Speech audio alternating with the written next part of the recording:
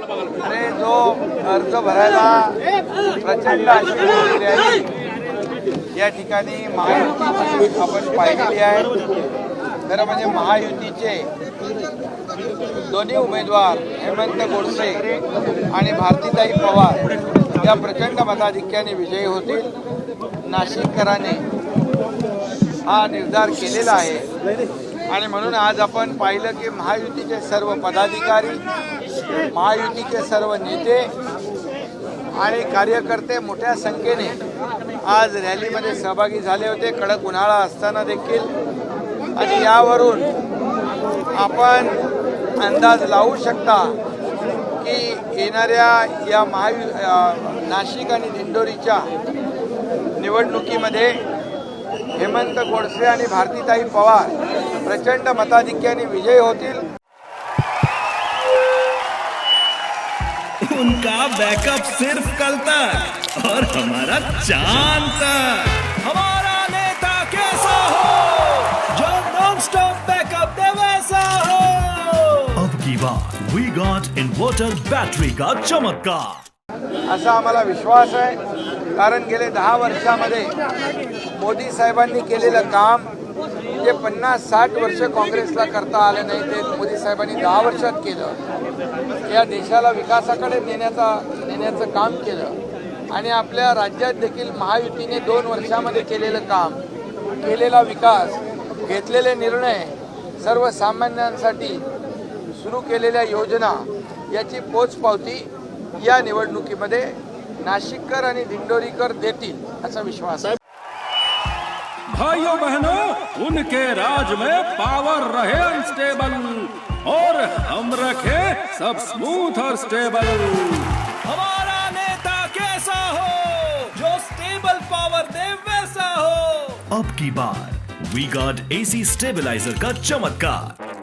साहेब, उमेदवारी जाहीर करायला जो उशीर झाला होता त्याच्यामुळे कुठेतरी अडचण येईल असं वाटतंय का? काय नेमकं प्लॅनिंग आहे आता? हे एवढे लोक कामाला लागलेले आहेत। आमच्याकडे निवडणुका डोळ्यासमोर ठेवून आम्ही महायुती काम करत नाही।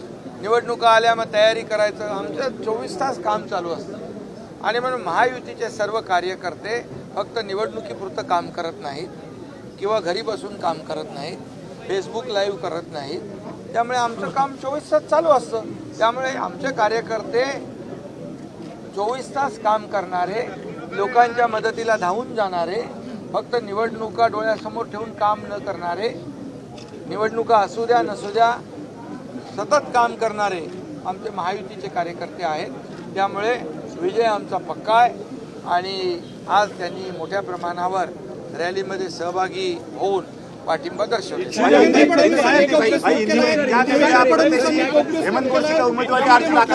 महाविकास आघाडीचं सरकार कोसळल्यानंतर उद्धव ठाकरेंनी देवेंद्र फडणवीसांना फोन केला होता, तुम्हाला मुख्यमंत्री करतो, तुम्ही सोबत या, असंही त्यांनी म्हटलेलं आहे। कसं बघता याच्याकडे? याच्यामध्ये सत्यता आहे, वस्तुस्थिती आहे। कारण शेवटी जेव्हा आम्ही बाहेर गेलो त्यावेळेस त्यांनी हे प्रयत्न केले, मलाही प्रयत्न केले की तुम्हाला आम्ही मुख्यमंत्री बनवतो, तुम्ही पुन्हा या। परंतु मी मुख्यमंत्री बनण्यासाठी हे निर्णय घेतला नव्हता। जेव्हा विचारांची फारकत होते, बाळासाहेबांचे विचार जेव्हा त्याला मूठमाती दिली जाते त्यावेळी वैचारिक भूमिका घेऊन आम्ही गेलो। त्यामुळे मलाही निरोप दिला, दिल्लीलाही त्यांनी प्रयत्न केला की यांना कशाला घेता, आम्ही सगळेच येतो। अख्खी शिवसेना येते, पण त्यांच्याकडे शिवसेना राहिली नव्हती, 50 लोक माझ्यासोबत होते। त्यामुळे देवेंद्रजी जे बोललेले आहेत त्यात वस्तुस्थिती आहे, सत्यता आहे, आणखी खूप काय काय आहे, पण आता मी ते बोलू इच्छित नाही। नरेश म्हस्केंना उमेदवारी दिल्यानंतर त्यांना संजीव नाईकांच्या पदाधिकाऱ्यांच्या रोषाला सामोरं जावं लागलंय, नगरसेवकांनी राजीनामे नाही, ऐका, तुम्ही अर्धवट माहिती आहे तुमच्याकडे। आता नरेश म्हस्के, प्रताप सरनाईक आणि आमचे लोक नाईक साहेबांना भेटले, संजीव नाईकना भेटले, त्यांच्याशी चर्चा झालेली आहे आणि त्यामुळे महायुतीचं काम सर्व लोक करतील। शेवटी महायुती आम्ही करतो कोणासाठी? या देशाच्या विकासासाठी। ही निवडणूक आहे एका मतदारसंघाची नाही आहे, ही निवडणूक मोदीजींना पुन्हा प्रधानमंत्री बनवण्यासाठी आहे, या देशाला महासत्ता बनवण्यासाठी आहे। त्यामुळे हे शेवटी प्रत्येकाचा इच्छुक असतोच, इच्छा असते, परंतु एकदा पक्षाने आणि महायुतीने निर्णय घेतल्यानंतर पदाधिकारी आणि आमचे कार्यकर्ते काम करतात, हे आजवरचा आमचा अनुभव आहे. महायुतीची रॅली ज्यावेळेस ठाकरे गटाच्या कार्यालयासमोर येत होती त्यावेळेस त्या ठिकाणी मशाल पेटवून दिवसण्याचा प्रयत्न करण्यात आलेला आहे. अरे त्यांच्याकडे काय काम राहिलंय का डिवचायच्या शिवाय? शिव्या शाप आणि डिवचणे एवढंच काम आहे. त्या टोमण्याशिवाय काम आहे का काय? अरे ते आम्ही काम करतोय, आम्ही काम करणारे लोक आहेत, आम्ही त्यांच्या टोमण्या बिमण्यावर लक्ष देत नाही. आणि म्हणून तुम्हाला एकच सांगतो, त्यांना आता काम उरलेलं नाही. आता या निवडणुकीनंतर तर काहीच उरणार नाही. त्यामुळे त्यांचं टोमणे आणि या सगळ्या डिवचणे याच्यातच त्यांचं आयुष्य गेलं. ते अजून सरकार बदलले, सत्ता बदलले, हे देखील ते अजून म्हणजे त्यांचं अजून ते हजम होत नाही, मानायला तयार नाही, त्यांच्या पचनी पडत नाही. त्यामुळे त्याला काय करणार आम्ही? शरद पवार साहेब असं म्हटले, साहेब शरद पवार असं म्हटले, निमित्तानं तुम्हाला मिळणार आहे जे आतापर्यंत विरोधात होते ते आता तुमच्या सोबत आहे. नाशिकची निवडणूक किती सोपी वाटते? दिंडोरीची अरे निवडणूक किती बाबा, सोपी वाटते? कोणी विरोधात असं तुम्ही म्हणू नका. आम्ही मंत्रिमंडळातले माझे ते सहकारी आहेत आणि जोपर्यंत तिकीट वाटप होत नाही तोपर्यंत इच्छा असते कार्यकर्त्यांची इच्छा असते, भावना असते. परंतु एकदा महायुतीने निर्णय घेतल्यानंतर आम्ही एक आहोत, एक दिलाने काम करणार. आमच्याकडे एका मतदारसंघात 2-2 उमेदवार महाविकास आघाडीसारखे उभे राहणार नाही. गळ्यात गळे आणि तंगड्यात तंगड्या घालून ते पडणार आहेत. त्यामुळे त्याच्यावर मला काय बोलायचं शरद नाही. पवार साहेब शरद पवार असं म्हटले,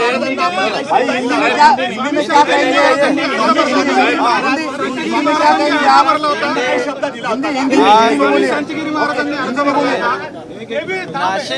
नासिक और दिंडोरी, नासिक में हेमंत गोडसे, दिंडोरी से भारतीताई पवार, ये 2 हमारे महायुति के कैंडिडेट हैं. उनकी आज नामांकन दाखिल हुआ है. आपने देखा है कड़ी धूप में इतने हजारों की तादाद में लोग यहाँ उपस्थित थे. हमारे महायुति के सब नेता इसमें उपस्थित हैं और पूरा विश्वास है हमें ये दोनों सीट हम जीतेंगे, क्योंकि 10 साल मोदी जी ने जो काम किया इस देश में, इस देश को आगे बढ़ाने के लिए काम किया है, देश के विकास के लिए काम किया है. और हमारी 2 साल की सरकार ने, हमारे साथ अभी भुजबल साहब भी है, और हमारी जो महायुति सरकार ने जो इधर गिरीश महाजन है, दादा भूसे हमारे मंत्री है, और इसमें ये भी है हमारे अपने जिरवल साहब है. तो सभी लोग हमारे एमएलए विधायक है, सब लोग हैं और मन से है, सब पूरी ताकत है हमारे साथ. आज शिवसेना है, बीजेपी है, राष्ट्रवादी है और मनसे है, आरपीआई है, कवाड़े गठ है, रासपा है, कितने लोग बताऊं.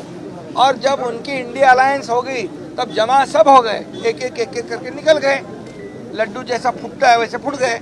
अभी इसलिए, अरे बाबा हिंदी बोलूं के नहीं, तो इसीलिए जो काम, जो 2 साल में हमारी सरकार ने, महायुति सरकार ने जो काम किया है, उस काम का ये चुनाव में नतीजा दिखाई पड़ेगा. लोग भारी मतों से हमारे दोनों कैंडिडेट को विजयी बनाएंगे और ये नासिक जो है और दिंडोरी, ये महायुति का गढ़ है, ये महायुति का किला है.